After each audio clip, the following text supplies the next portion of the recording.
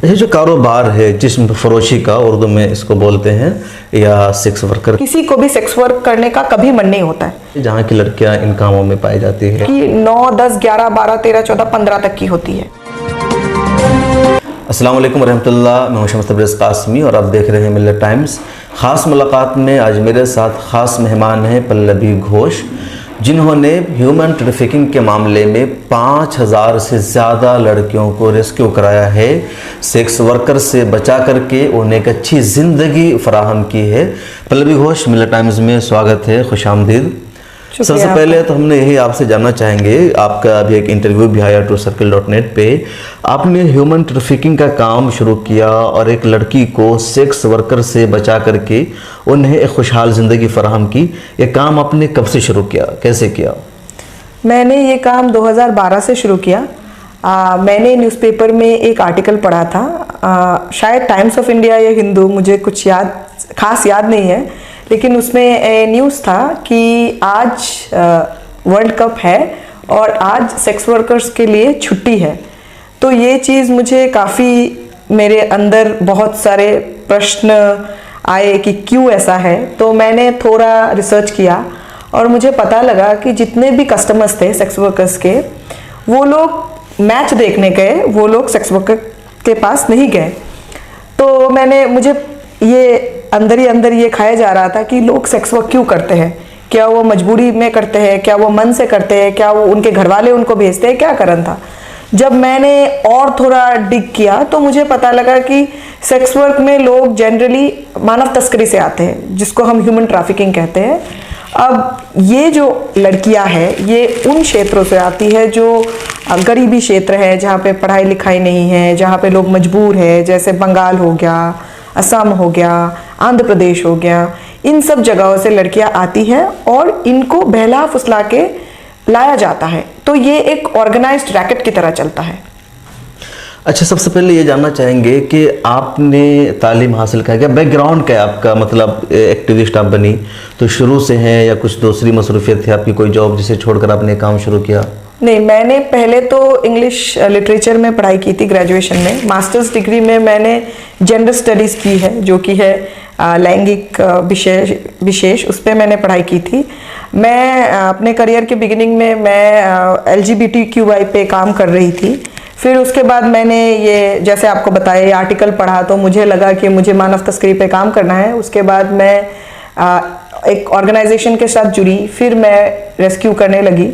थोड़ा मुश्किल था पहले, बट ग्रेजुअली मैंने सीख लिया काम और मैं पुलिस वालों के साथ इन्वॉल्व। आपका जो वतन है वो नॉर्थ ईस्ट का एरिया है, फिर उधर से दिल्ली कैसे आना हुआ आपका? मैंने 10th तक असम में थी मैं, उसके बाद मैं दिल्ली आ गई। पढ़ाई दिल्ली में ही करना था, पहले से था। पापा कानपुर में पोस्टेड थे और मुझे पता था कि असम में अगर रहूंगी तो बहुत कुछ चाह के भी नहीं कर पाऊंगी। तो इसीलिए मेरा प्लान था पहले लॉ पढ़ने का। लॉ में मुझे मिल भी गया था, फिर मैं गई भी थी, पर मुझे लगा कि लॉ करके मैं कितना कर पाऊंगी, इससे अच्छा है कि मैं एक्टिविस्ट बन जाऊं, मैं ऑन ग्राउंड काम कर पाऊंगी। इस हिसाब से मैंने एक्टिविज्म शुरू किया।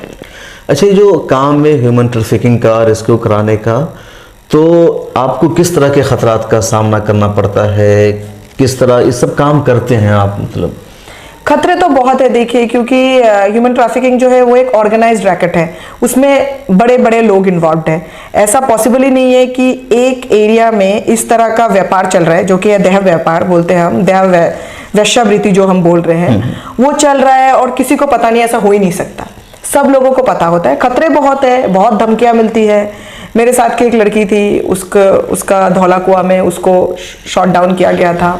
एक बार मुझे 30,000 कोर्ट में, मैंने GB रोड से कुछ 8 लड़कियों को रेस्क्यू किया था।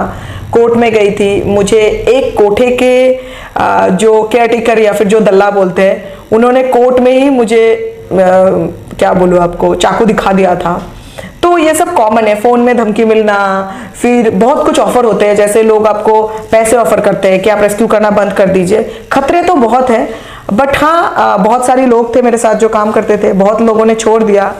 बट मुझे हमेशा ऐसा लगता है कि जैसे आप किसी बच्ची को रेस्क्यू करते हैं, उसके बाद वो बच्ची जब बोलती है कि आपने उसकी ज़िंदगी, उसको नया ज़िंदगी दिया है, ये इस चीज के सामने तो मुझे लगता है, ये मेरा पर्सनल ओपिनियन है कि इस चीज के सामने मुझे लगता है पैसे बोलिए या फिर खतरा बोलिए वो तो कुछ मैटर नहीं करता, किसी ना किसी को तो करना पड़ेगा। अच्छा, जो सेक्स के अड्डे चलते हैं या लड़कियों को जहां पकड़ के लाया जाता है, तो इन्हें हुकूमत की तरफ से मंजूरी हासिल होती है? किस तरह काम करते हैं, क्या इनका मरहला होता है?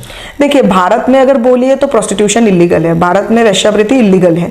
फिर भी इलीगल इसलिए बोलते हैं कि अगर आप अपने शरीर को खुद बेचते हो तो वो अलाउड है 18 साल के ऊपर।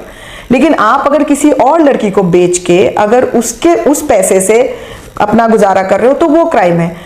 जहां तक सरकार की बात है, सरकार तो इसको इलीगल बोलती है, लेकिन फिर भी जगह जगह में, जैसे आपको पता है जीबी रोड है जो कि न्यू दिल्ली स्टेशन के सामने ही है, अजमेरी गेट के पास है, वहां पे चलता है, जो कि हमारे क्या बोलूं आपके हमारे जो देश का जो क्या बोलूं राष्ट्रपति भवन है उससे शायद 10 किलोमीटर के रेडियस में है। मेन एरिया है, बिल्कुल मेन एरिया है, तो ऐसा तो नहीं है उनको नहीं पता है, ऑफ कोर्स पता है, बट वो लोग बोलते हैं कि बहुत कुछ करते हैं, लेकिन मुद्दा ये है कि चल तो रहा है। मतलब मैंने 2012 से काम करना शुरू किया, शायद 9 साल हो गए मेरे करियर में।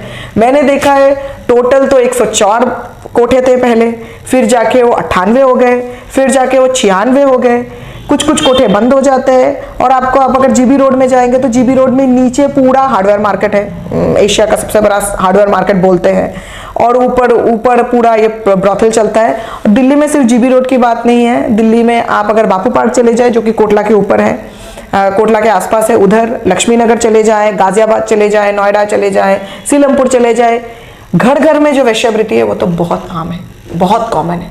मतलब लोग घर में वेश्यावृत्ति करते हैं, बट आप उसको पकड़ नहीं पाते जब तक आपको नहीं पता चलता। आप जब तक आप थोड़ा इन्वेस्टिगेशन नहीं करेंगे आपको तो पता ही नहीं पड़ेगा। अच्छा, सबसे ज्यादा इस तरह का काम किन शहरों में होता है? दिल्ली में, मुंबई में, या किसी और जगह पर? देखिए, शहर जहां तक आप रेड लाइट एरिया की बात करें तो हर जगह में रेड लाइट एरिया है। मतलब लाइक अगर नागपुर बोले, इलाहाबाद बोले, मोस्टली हर जगह में, आगरा में कश्मीरी बाजार है, नागपुर में गंगा जमुना है, हर जगह है। लेकिन दिल्ली में जो कि जीबी रोड है बहुत फेमस है, मुंबई में आप कमाटीपुरा बोलिए, फर्श बाजार बोलिए, मुंबई में बहुत फेमस है। अभी आगरा का कश्मीरी बाजार भी वो भी काफी फेमस है, हर जगह में है। बट यही है कि हम सिर्फ उस रेड लाइट एरिया को ही बदनाम बोलते हैं, लेकिन अब आजकल घर घर में हो रहा है, घर घर में लोग ये कर रहे हैं, हर एरिया में चल रहा है वो, और ये एक सोर्स ऑफ इनकम हो चुका है सबके लिए। मतलब आप लड़के आपके घर में, आप बोलेंगे कि ट्यूशन पढ़ाने आ रही है, कोई बच्चे आ रहे हैं, लड़के आ रहे हैं, लेकिन उसके अंदर ही अंदर इस तरह का वेश्यावृत्ति चल रहा है। तो फिर आप उसको जज कैसे करते हैं? हम लोग, जैसे मैं अगर बोलूँ तो क्योंकि मैंने अपना एक इतने साल के एक्सपीरियंस में मैंने एक अपना इन्फॉर्मर नेटवर्क बना लिया है। मैं क्या करती हूँ, मुझे अगर थोड़ा तो पता चल ही जाता है, क्योंकि जहाँ आप ट्यूशन की बात बोलते हैं वहाँ पे अगर वेश्यावृत्ति चल रहे हैं तो थोड़ा तो आइडिया हो ही जाता है। हम अपने एक लड़के को भेजते हैं, भेज के पता करते हैं कि वहाँ पे क्या चल रहा है। फिर वहां पे वो आएगा, फिर हमें बताएगा, फिर हम पुलिस को बोलेंगे, लोकल पुलिस को। लोकल पुलिस में भी हम लोकल पुलिस के पास डायरेक्टली इंफॉर्मेशन नहीं पास करते हैं, हम डीसीपी लेवल ऑफिसर तक बात पहुंचाते हैं। उनको भी एड्रेस नहीं बताते, जब तक हम उस एड्रेस में नहीं पहुंचते और उस घर के सामने नहीं जाते हम इंफॉर्मेशन रिवील करते ही नहीं है।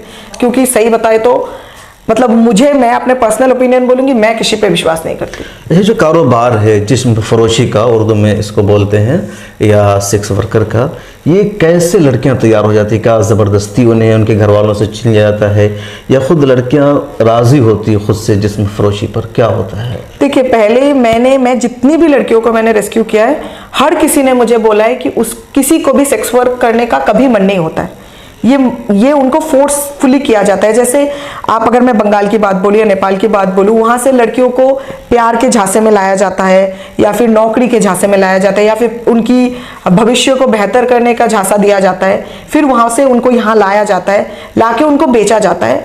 मोस्टली उनको इतना मार पिटाई किया जाता है कि वो इसके लिए राजी हो। अगर वो राजी नहीं होती तो उनको धमकी दिया जाता है कि तुम्हारे माँ बाप को मार देंगे, तुम्हारे भाई बहनों को मार देंगे। तो मोस्ट 95% केस में तो ये फोर्स होता है। बट 2-3 साल जाने के बाद इंसान इसको काइंड ऑफ बोलते हैं ना, जैसे एक होता है ना आपका रोजाना जिंदगी की तरह इसको एक्सेप्ट कर लेता है। अच्छा, सबसे ज़्यादा कौन सा स्टेट है जहाँ की लड़कियाँ इन कामों में पाई जाती है, जहाँ की लड़कियों को ज़्यादा गिरफ्तार किया गया है? मैंने तो सबसे ज़्यादा अपने एक्सपीरियंस में बंगाल बोलूँगी। बंगाल एकदम टॉप रैंक पे है। नेपाल ऑफ कोर्स हमारे कंट्री का पार्ट नहीं है, इसलिए नहीं बोल सकती। बंगाल और आंध्र प्रदेश बहुत ज़्यादा है। सबसे ज़्यादा बंगाली लड़कियों को लाया जाता है और मैक्सिमम बंगाली लड़कियां आपकी 9, 10, 11, 12, 13, 14, 15 तक की होती है। तो बहुत कम एज है 14-15, बहुत कम। और इसमें भी जो एरियाज है, जैसे हो गया नॉर्थ 24 परगना, साउथ 24 परगना, दिनाजपुर, मालदा, ये सब, कैनिंग, ये एरिया है जिसमें सबसे ज़्यादा गरीबी है। लोगों को खाने के लिए कुछ है नहीं, पहनने के लिए कपड़े नहीं है, जहाँ वहाँ पे बहुत सारे नेचुरल डिजास्टर्स भी है। इन सब कारणों से वहाँ के अच्छा पल्लवी, अगर ये बात करें, एक तो एक इलाका है, अगर मजहब के एतबार से देखें, किस धर्म के लोग ज़्यादा इसमें, किस धर्म की लड़कियां ज़्यादा होती हैं इन सब कामों में, इसका कुछ है अंदाजा आपको? देखिए, अगर आंध्रा की बात बोले तो मोस्टली आंध्रा की लड़कियां जो है वो हिंदू लड़कियां हैं। बट पश्चिम बंगाल में मैक्सिमम जो बांग्लादेशी मुस्लिम्स लड़कियां हैं, जो बहुत छोटी लड़कियां हैं, उनको टारगेट किया जाता है। बांग्लादेशी मुस्लिम्स जो अभी मतलब माइग्रेट होके आई है, उनका सबसे ज्यादा मुझे मिला है। हाँ, हिंदू लड़कियां भी कुछ है, नेपाल में तो सारी हिंदू लड़कियां ही है मोस्टली। मिलत टाइम्स को आपकी जरूरत है, हमारी आप माली मदद करें। हर महीने सिर्फ 100 रुपये और 1 साल के लिए एक साथ सिर्फ 1000 रुपये। रकम भेजने के लिए यहाँ दिए गए फोन पे, गूगल पे और पेटीएम नंबर का इस्तेमाल कर सकते हैं।